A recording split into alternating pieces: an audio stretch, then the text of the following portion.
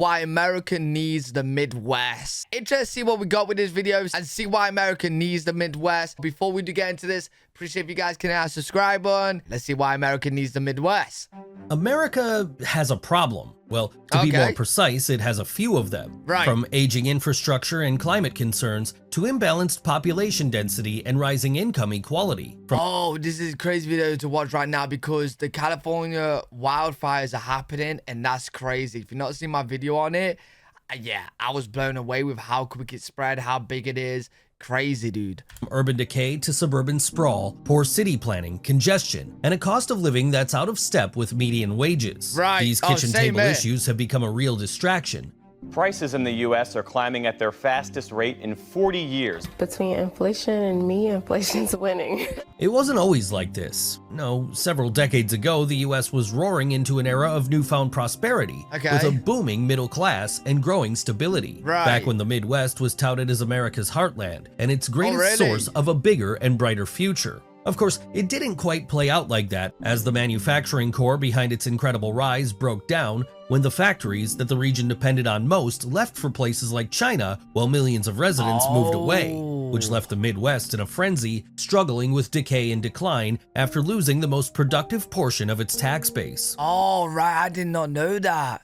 So I didn't know there was a lot of factories in the Midwest.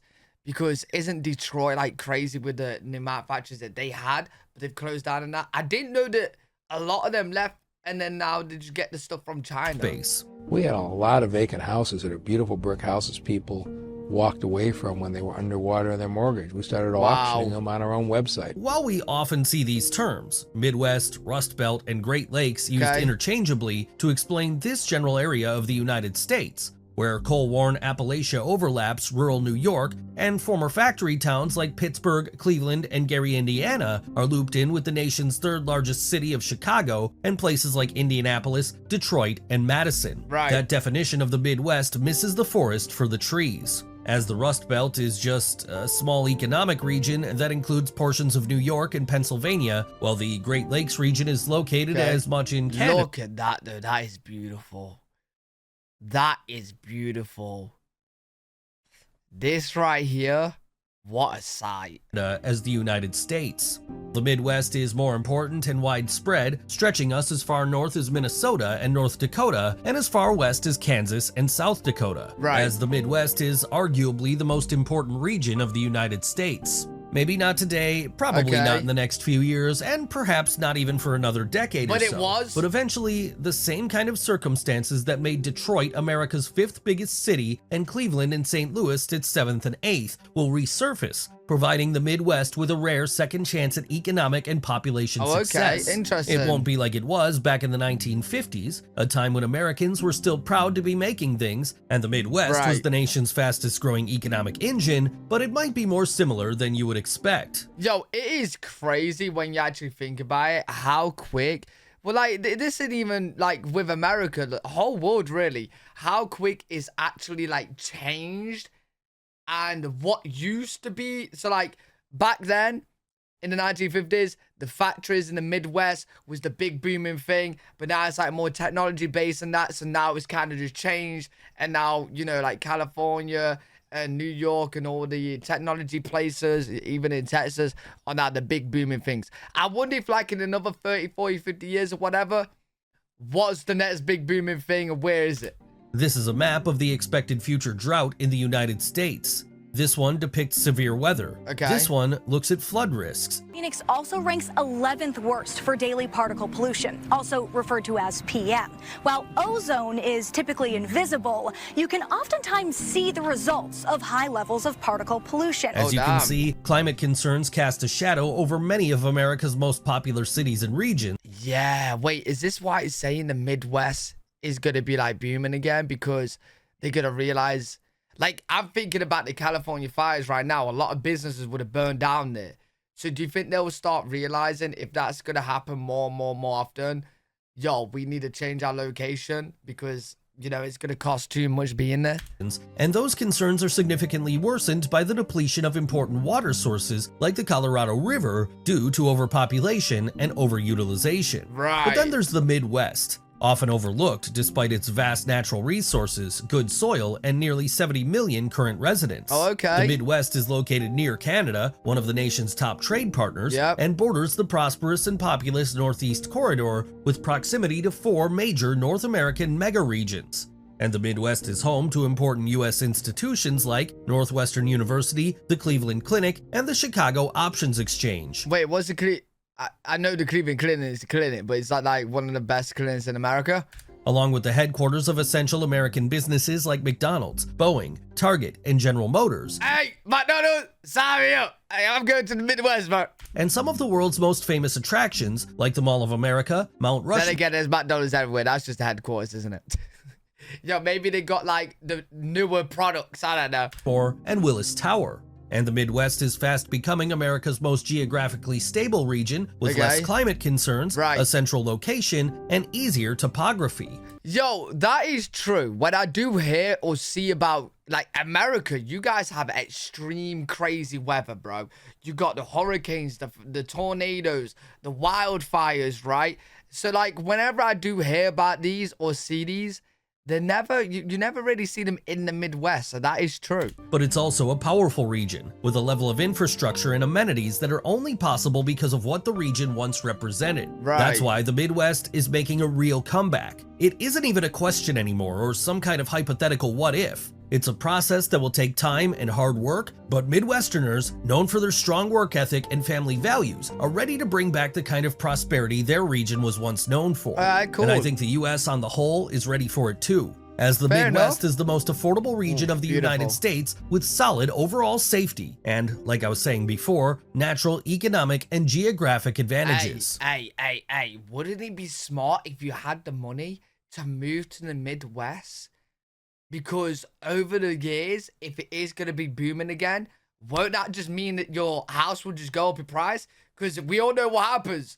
When more people flood to a place, the houses go up in price. That and regular folks are growing tired of the natural disadvantages, overpopulation, and rising costs of America's current growth regions, as the balance between economics and population can be very delicate. And the Midwest's journey to resurgence starts where its last boom left off, as it still boasts some of the nation's strongest manufacturing chops. In fact, 24/7 Wall Street says that when you account for percentage-based economics, Wisconsin and Indiana depend on production jobs more than other U.S. states, with both states having a manufacturing workforce that doubles the national average. Of course, the Midwest wouldn't be evolving if it weren't changing, and its comeback is based mostly on modern growth industries and a shifting workforce. Yo, that is a beautiful church.